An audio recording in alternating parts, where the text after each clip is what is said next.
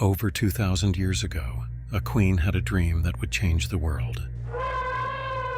She saw a magnificent white elephant descending from the heavens, carrying a lotus flower in its trunk. The elephant circled her 3 times, then entered her womb through her right side. When she woke, she knew something extraordinary had happened.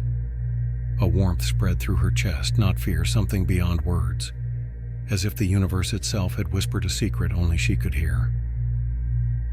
The palace summoned 64 Brahmin priests. Their interpretation stunned everyone. This child will become either a great king or a world liberator who will end human suffering. 10 months later, Siddhartha Gautama was born, the man who would become the Buddha. That dream wasn't random. According to the Nidanakata, the biographical introduction to the Jataka collection, it was a glimpse into destiny itself. But prophetic royal dreams are one thing. What about your dreams? The ones where you're falling, or showing up unprepared to something important, or meeting people who've been dead for years. Buddha had answers for those too.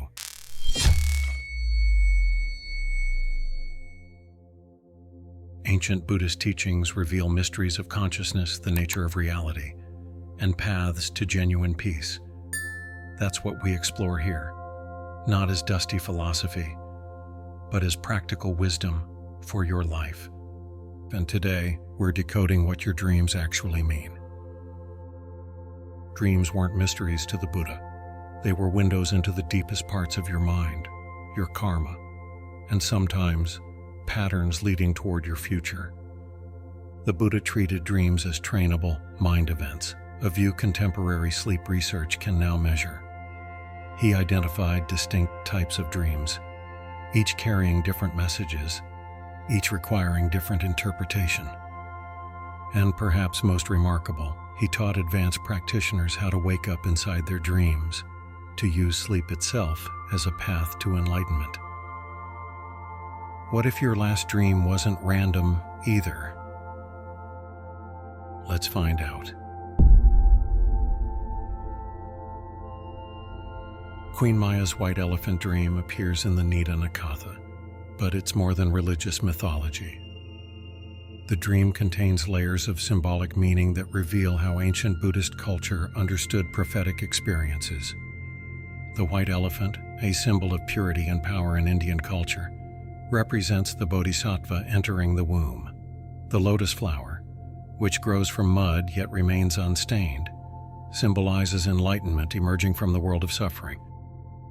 The elephant entering through the right side, the auspicious direction, signals that something sacred has begun.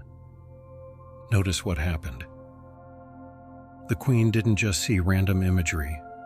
In some tellings, the dream occurred on a full moon night when she had taken the 8 precepts and was practicing celibacy. Her awareness had become concentrated and open. The dream came because she was ready to receive it. This pattern appears throughout Buddhist texts. Significant dreams occur to people in heightened states of awareness. Ananda, the Buddha's attendant, dreamed of the Buddha's impending death. The dream came during deep meditation practice. The Buddha himself, before his enlightenment, had 5 great dreams that foretold his awakening. These appear in the commentaries and biographical texts. As he approached the Bodhi tree, his consciousness refined by 6 years of practice. The dreams revealed what was coming.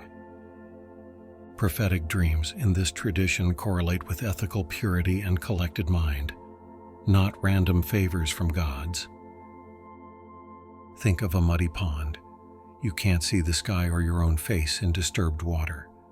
But let that pond settle, and suddenly the surface becomes a perfect mirror. Dreams work the same way. A scattered mind produces scattered dreams.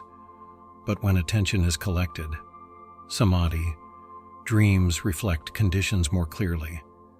Your dreams can become clearer too, but first you need to understand what dreams actually are.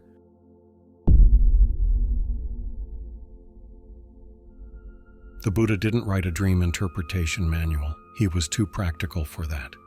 But scattered throughout the Pali Canon and commentaries, we find his teachings on the nature of dreams, and they're radically different from both modern psychology and ancient superstition. In Buddhist psychology, dreams are sankhara, mental formations. That word is crucial. Sankhara is one of the 5 aggregates that make up your entire experience. It refers to patterns, conditioning, accumulated karma that shapes how you perceive reality. In the 5 aggregate model, dreams are sankhara playing with sanya, perception, and vijnana, consciousness, while rupa, body, sleeps. That's why both body and mind show up in dreams.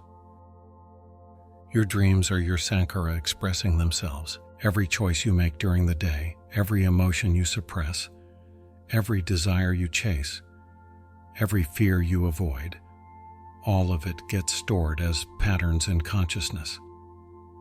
Sleep doesn't erase these patterns. It releases them. The Milinda-Panya, Book 3, Chapter 4, a classical text structured as dialogue between King Milinda and the monk Nagasena, explains this clearly. Ancient Buddhist physicians identified several causes of dreams. Day residue from what you've seen or heard or thought. Bodily imbalance from the elements within you. Influence of subtle consciousness states. And karmic tendencies from patterns established long ago. If a dream is vague and spiky, treat it as nervous system noise. Note it, then let it pass. Most dreams fall into the first category, memory residue, your awareness processing experiences. Work dreams appear when work occupies your thoughts. Dreams of lost connections reveal unresolved attachment. Nothing mystical, the mind reviewing its files. The second category, bodily disturbances, it explains why you dream of drowning when your sinuses are congested. Why you dream of being chased when indigestion raises your heart rate. The body communicating through imagery. The third category, subtle consciousness states, is where things get interesting. Some commentators interpret this as deeper layers of your own mind, dimensions you don't normally access. The fourth category, karmic tendencies, includes what we might call prophetic dreams, the controversial type. Can dreams actually predict the future?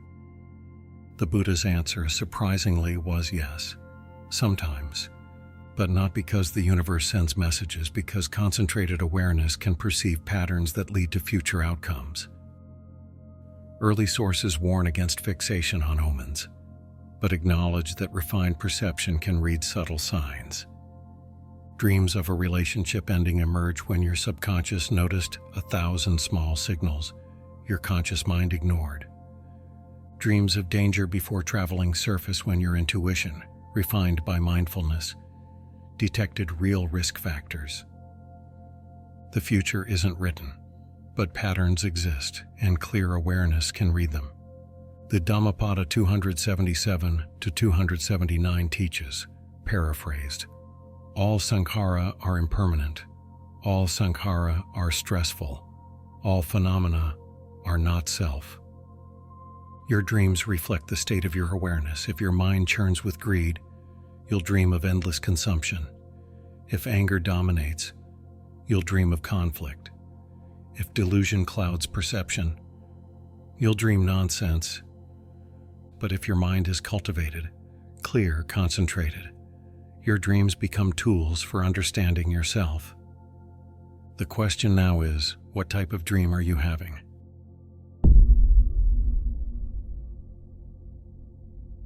The Anguttara Nikaya contains scattered dream references but doesn't systematically categorize them. By synthesizing Pali commentaries, Buddhaghosa's Visuddhimagga, and Vajrayana manuals on dream practice, we can identify 7 practical categories. Each type shows different aspects of your awareness. Each requires different interpretation. Type 1. Memory dreams. You dream about yesterday, last week, childhood, the mind replaying experiences. The Visuddhimagga chapter 13 explains these as natural memory functions, consciousness organizing data. But even memory dreams show something. What you remember reveals where attention has been dwelling. Dreams of your grandmother's kitchen appear, the yellow wallpaper, the smell of rice cooking. Why that memory? What attachment or longing pulls it forward? If you constantly dream about past mistakes, your mind is stuck in regret. Dreams of lost relationships reveal unresolved attachment. Keep a dream journal. What themes loop? Name the sticky pattern. Type 2. Somatic dreams. Your body communicates through dreams when it lacks words. The commentaries describe how imbalances in bodily elements create specific imagery. Too much fire. You dream of burning. Too much water. Dreams of drowning or flooding. Too much earth. Dreams of being buried or unable to move. Too much air. Dreams of falling or flying uncontrollably. Sleep medicine recognizes these patterns. Sleep apnea creates suffocation dreams. Fever produces bizarre visions. Digestive issues trigger anxiety dreams. Check sleep posture, allergies, late caffeine. Recurring physical dreams suggest health issues need attention. Type 3. Karmic dreams. These dreams emerge from deep-rooted patterns, often from actions you've forgotten consciously but your mind hasn't released. Karmic dreams feel different. They carry emotional weight that seems disproportionate. You wake up crying from a dream that wasn't particularly sad. You wake terrified from a dream that wasn't objectively scary. The emotion is real, even if the story is symbolic. Buddhist psychology calls these anusaya, latent tendencies, deeply buried patterns that surface when conscious defenses relax.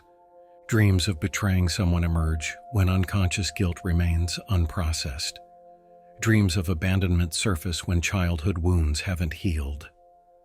A Tibetan monk once described his recurring nightmare. Every night, a faceless figure pursued him through dark corridors.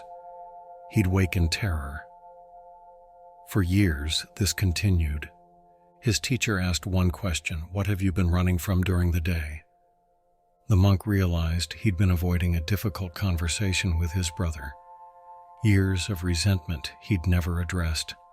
That week, he wrote the letter. The nightmares stopped. Karmic dreams don't punish, they invite. Practice metta before bed. During the day, acknowledge and repair what you can. Type 4. Symbolic dreams.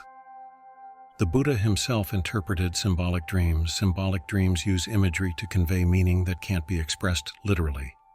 Teeth falling out in dreams. Ancient commentators connected this to fear of loss, whether loss of youth, power, or identity.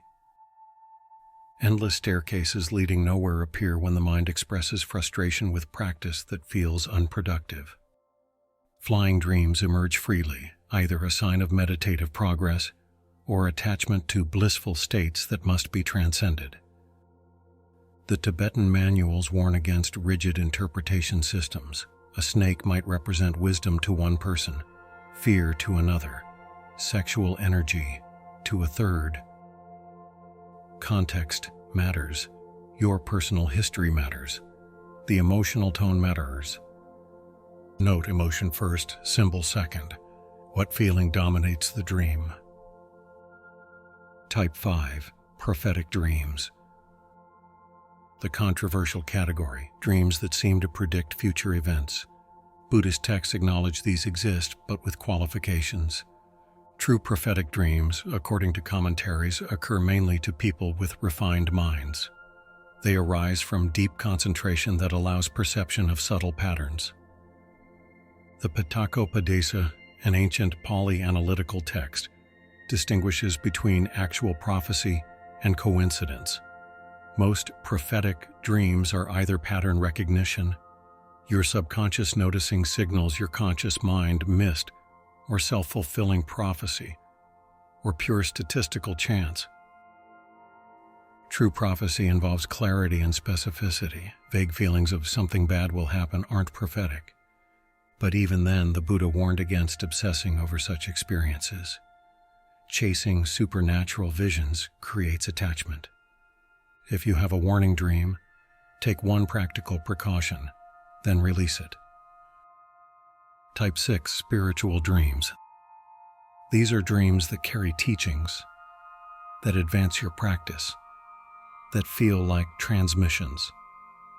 Advanced practitioners report dreams where they receive instructions, dreams where they solve dharma problems they struggled with while awake, dreams where they experience profound insights.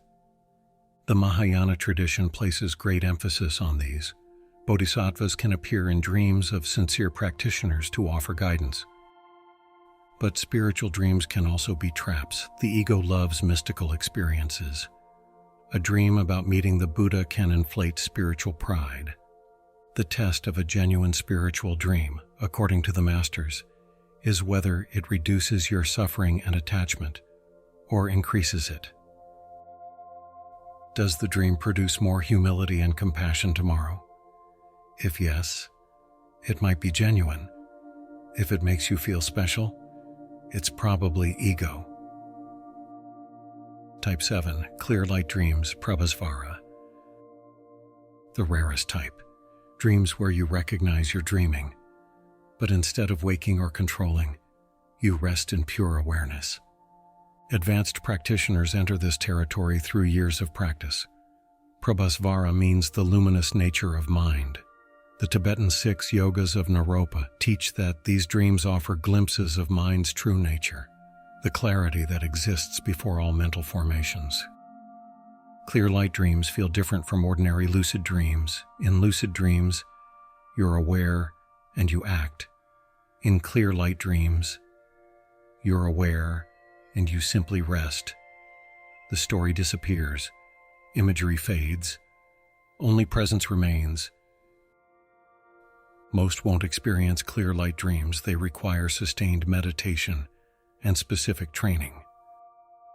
Keep practicing daytime mindfulness. Don't chase fireworks. Refinement takes time. But sometimes dreams aren't about personal insight. Sometimes they're messages about collective patterns. Which brings us to the most famous dream interpretation in Buddhist history.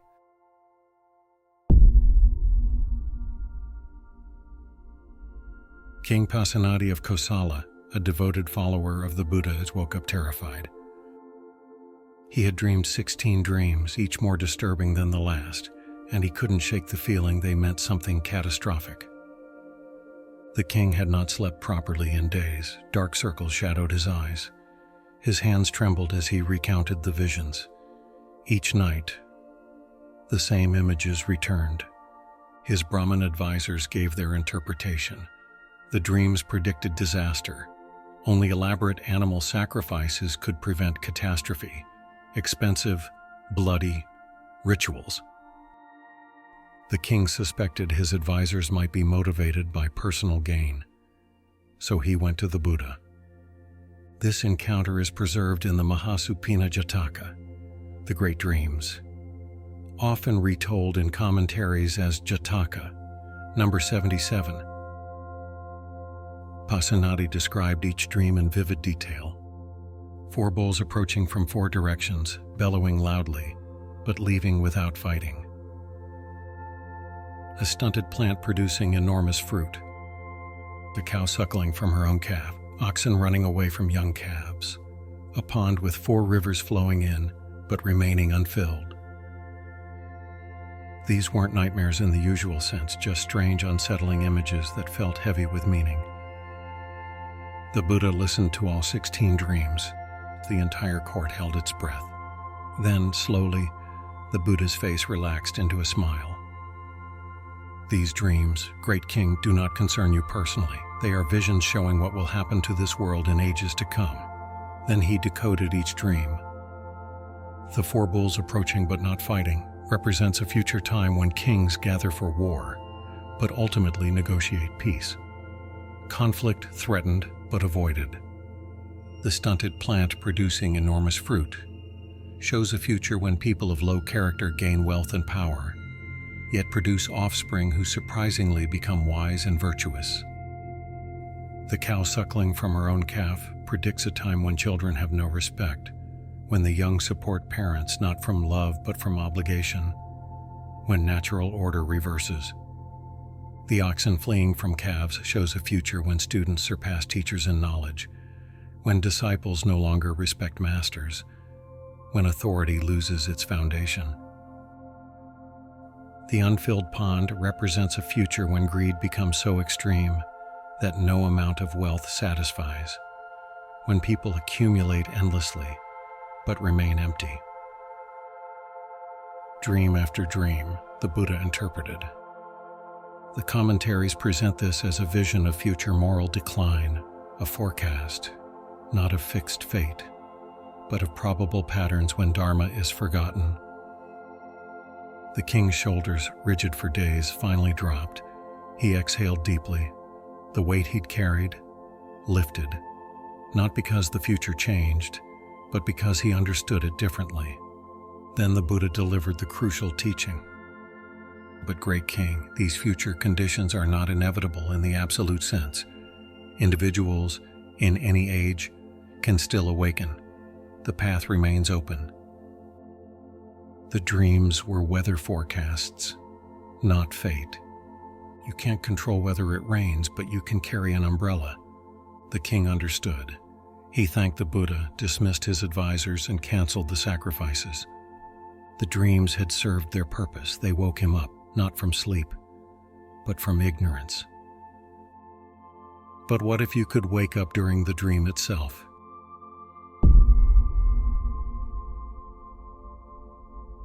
In the Himalayan regions, yogis developed a practice advanced enough that it's traditionally taught in focused, higher-level settings. Dream yoga, the art of achieving full awareness while dreaming. This isn't modern lucid dreaming, though there are similarities.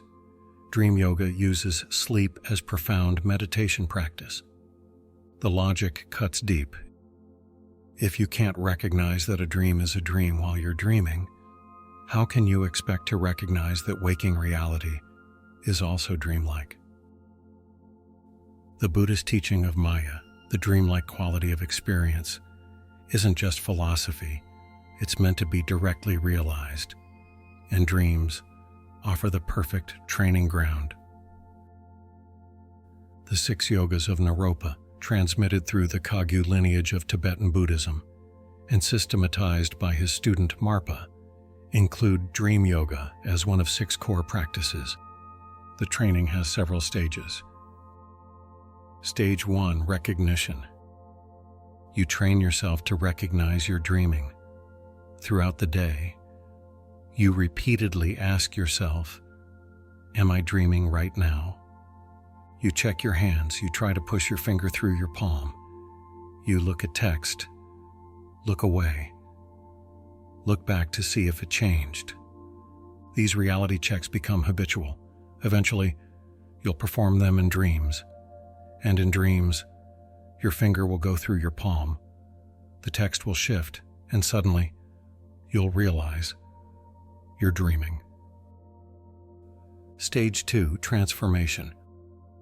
Once you know you're dreaming, you practice changing the dream.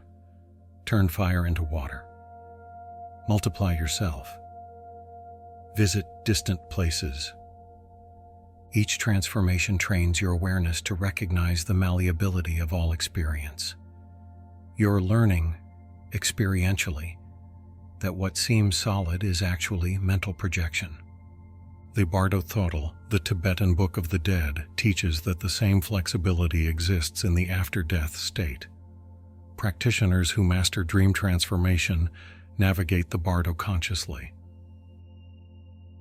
Stage 3, dissolution.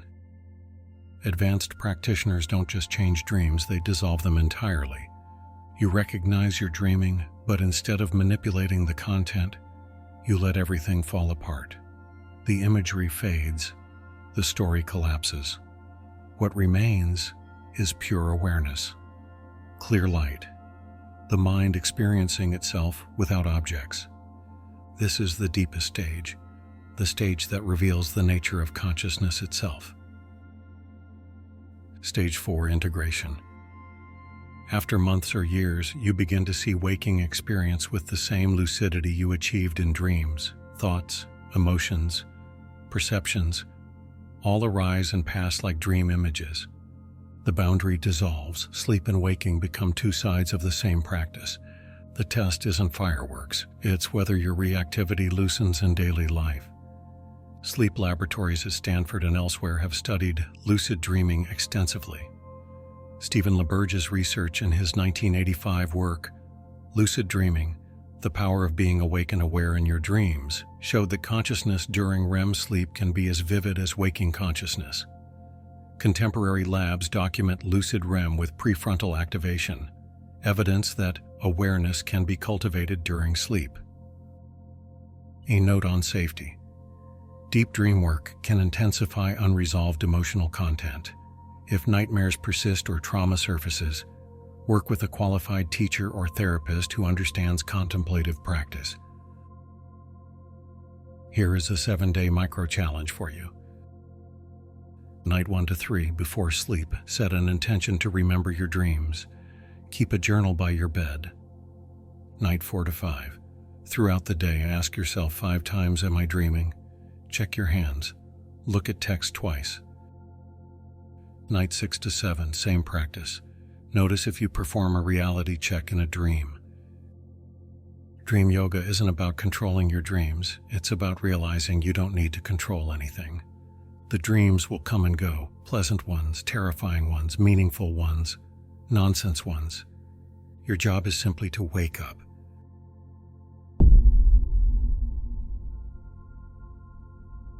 Waking up, that's what this has always been about. Queen Māyā's dream, King Pasenadi's visions, your dreams last night, all pointing toward the same recognition. But the Buddha's deepest teaching about dreams wasn't about nighttime visions at all. Throughout the suttas, the Buddha repeatedly describes ordinary waking life using the same language he uses for dreams. Māyā, dreamlike, insubstantial appearance. Buddhism teaches that waking experience operates like dreams, constructed, fleeting, dependently arisen. The solid world you perceive is a mental construction, your brain taking raw sensory data and building coherent experience. That construction is no more inherently real than last night's dream. Both are consciousness creating form, both are temporary, both dissolve when conditions change. The Diamond Sutra teaches all conditioned phenomena are like a dream, a phantom, a drop of dew, a flash of lightning. Contemplate them thus. The difference, and it's crucial, is that you usually recognize dreams as dreams when you wake up, but you don't recognize waking life as dreamlike until you wake up from that too. That's what enlightenment is, waking up while still alive, seeing through the dream of separation, of permanence, of solid independent existence. The Buddha didn't interpret dreams to help people sleep better. He interpreted dreams to help them wake up. Your nightmares about falling, your anxiety dreams about being unprepared, your recurring dreams about people you've lost. All of them are training opportunities. Training in recognizing impermanence, training in facing fear, training in letting go. But you don't need to become a dream yoga master. You don't need to achieve lucid dreaming. You don't even need to remember your dreams. You need to wake up to whatever is happening right now. The person next to you, the thoughts running through your head, the goals you're chasing, the fears you're avoiding, the identity you're protecting, all dreamlike, insubstantial, impermanent, constructed. Recognizing that doesn't make life meaningless, it makes it workable. Dreams are water, and so is everything else. The Buddha decoded the king's nightmares not to become a fortune teller, but to teach that even visions of future suffering are just appearances in consciousness, appearances that can change, patterns that can shift, karma that can be transformed. Your dreams, last night's and today's, show the patterns of your awareness. Pay attention, learn from them. but don't be trapped by them. You're not the story in the dream, you're the knowing it appears within, and that knowing never sleeps. If this shifted something, if you're ready to wake up, subscribe and turn on notifications. Share this with someone who needs to hear it. Leave a comment about the most vivid dream you've ever had and what you think it meant. Tonight, before you sleep, set one intention. I will remember my dreams. Place a journal by your bed. Write whatever fragments remain when you wake. The practice begins now. The dream continues, but you don't have to sleep through it anymore.